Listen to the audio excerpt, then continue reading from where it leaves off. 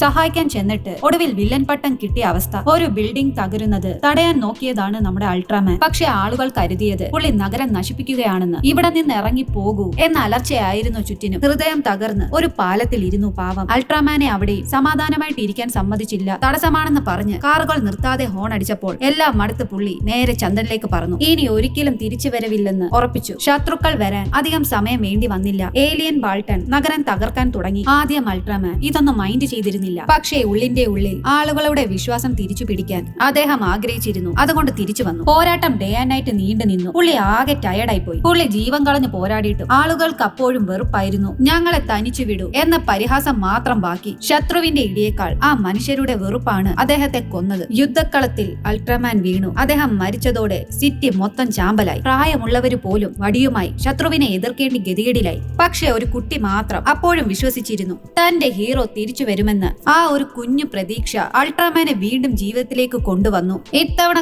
കളി മാറി. അൾട്രാമാന്റെ mass entry. ഒരൊറ്റ പഞ്ചിന് ഏലിയൻ തവിട് പൊടിയായി. പഴി പറഞ്ഞവർ പോലും ഒടുവിൽ ആ സ്നേഹത്തിനു മുന്നിൽ കൈയടിച്ചു.